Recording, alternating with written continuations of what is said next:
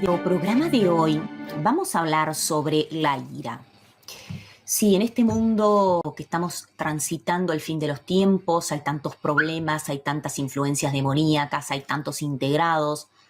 Estamos viendo cómo cada vez más las personas sufren de ira. Sí sabemos que esto está relacionado con entidades demoníacas, pero bueno, en este video vamos a hablar específicamente de 8 reglas de oro para controlar esa ira que no está vinculada con entidades demoníacas. No vamos a hablar en este caso hoy de la ira desde el punto de vista de la demonología, sino más bien desde un punto de vista bíblico.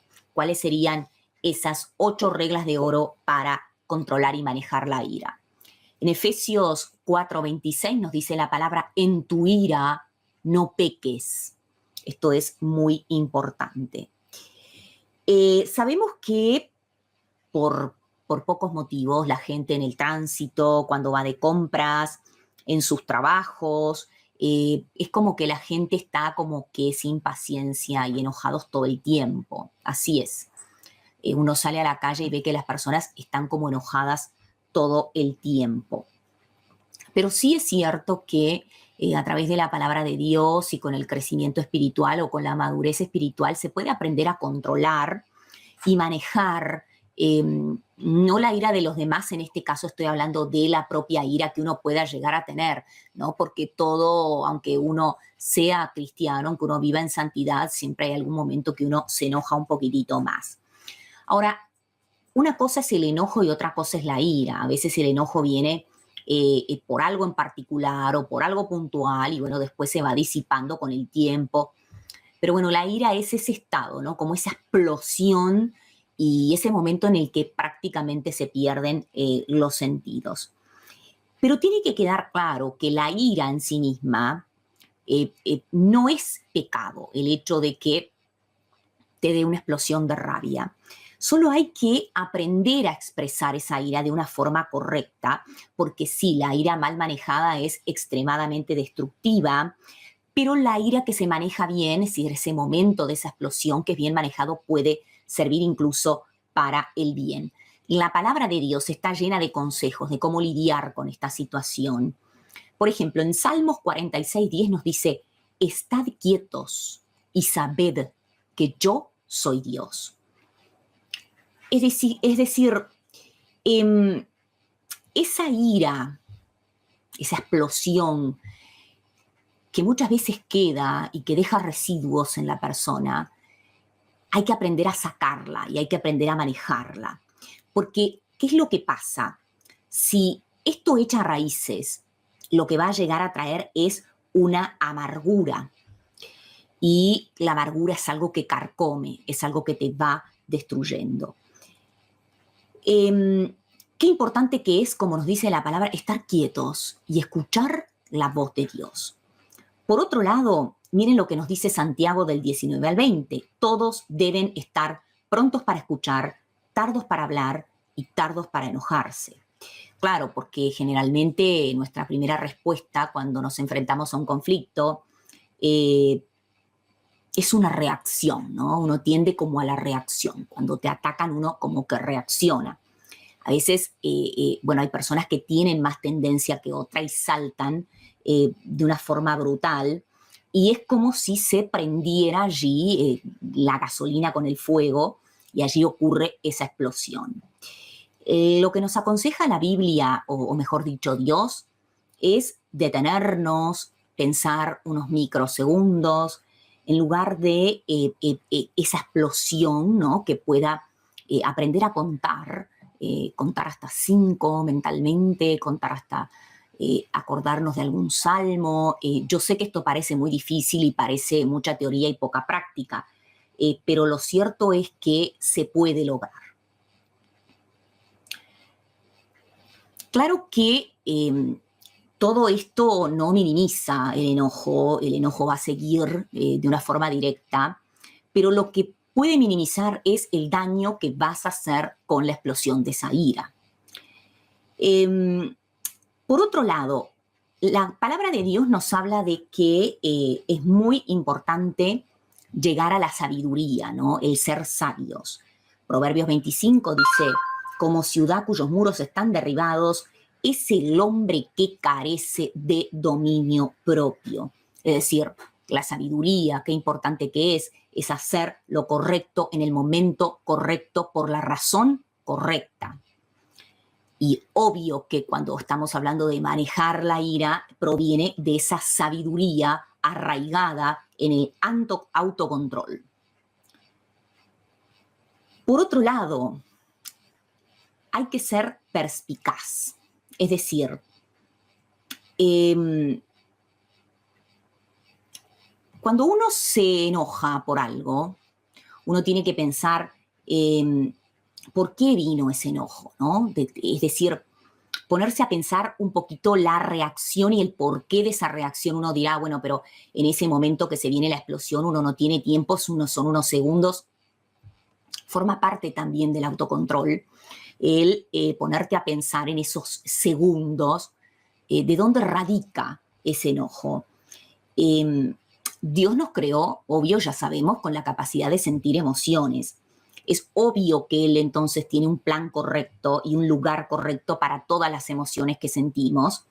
Y el manejar la ira es una disciplina espiritual que Dios no solamente honra, sino que además bendice y empodera.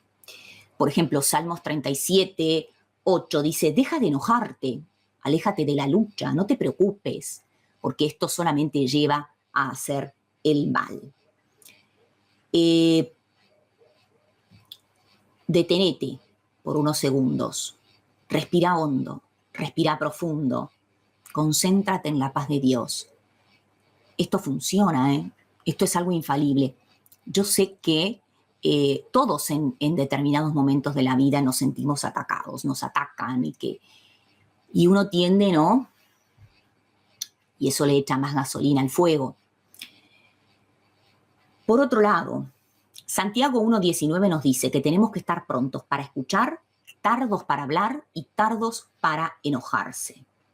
Tenemos 2 oídos y una boca por una razón. Dios lo hizo con un propósito. Hay que escuchar el doble de lo que hablamos.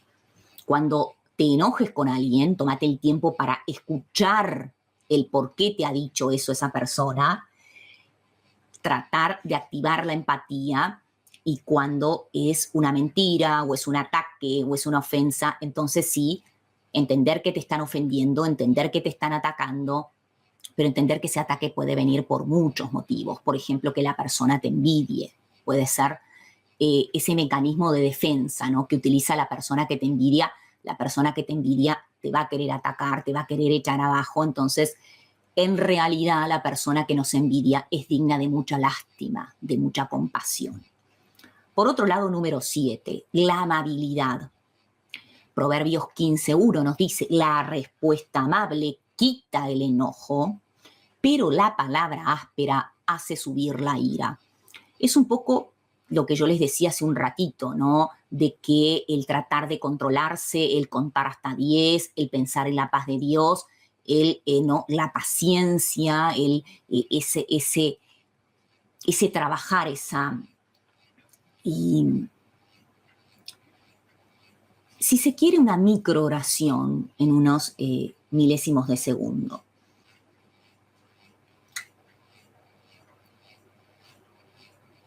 Por otro lado, estar preparado.